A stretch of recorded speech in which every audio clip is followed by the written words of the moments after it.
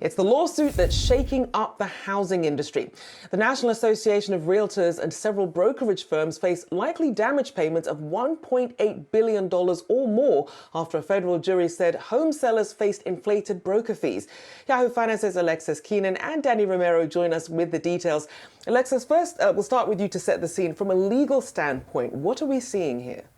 Yeah, Rochelle, so this is really the floodgates opening in the real estate industry and the brokerage industry. This $1.8 billion verdict, it came from a jury in Missouri, and it was about 2 weeks ago, and it was a class action case, and it was alleging antitrust violations, federal antitrust allegations. And this case, though, while it was a $1.8 billion verdict, the damages in this case could swell all the way to $5.3 billion. Now, the case has since spurred additional kind of copycat cases across the country already since that case, a case filed by buyers in Illinois, also sellers in Missouri, New York, Texas, and South Carolina. There's also an Illinois case that was filed in 2019 that is set to go to trial next year. Now, by and large, these cases are brought by plaintiff sellers of residential real estate in the U.S. They say that the National Association of Realtors conspired with real estate brokers, forcing sellers to pay commissions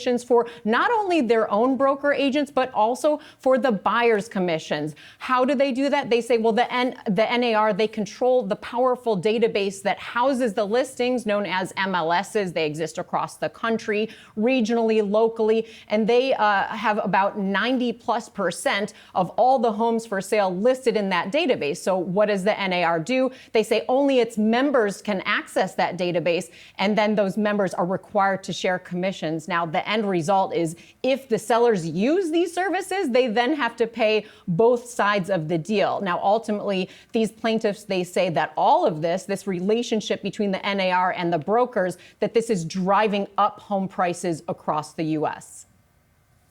Dani, what does this ultimately mean for the future of buying and selling homes? How are things going to shake up?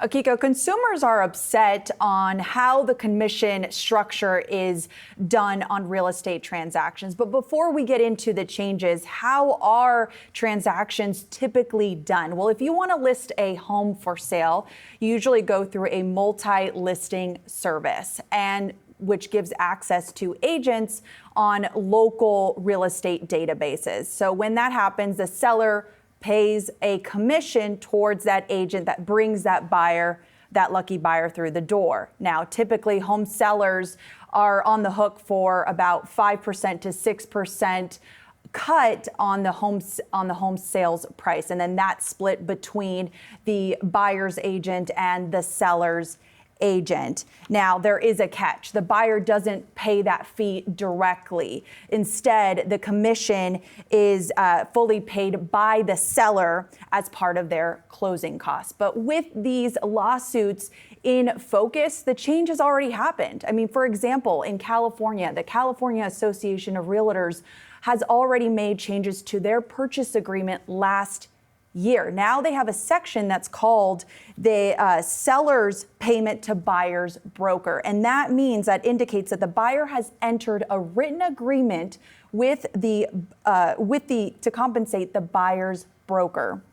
And the seller has to agree to that obligation, whether or otherwise negotiated. That's just one example of some of the changes that has already happened. Another example is if you want to list and sell your home in January, I spoke with experts that this is the time to really aggressively negotiate down those commission fees with the real estate agent. Another expert said that with high home prices, the structure could actually move towards a hourly fee instead of a commission-based structure.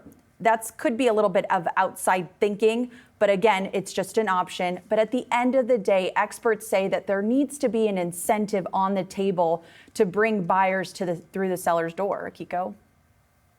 Dani Romero and Alexis Keenan breaking down the implications of NRA's lawsuit there.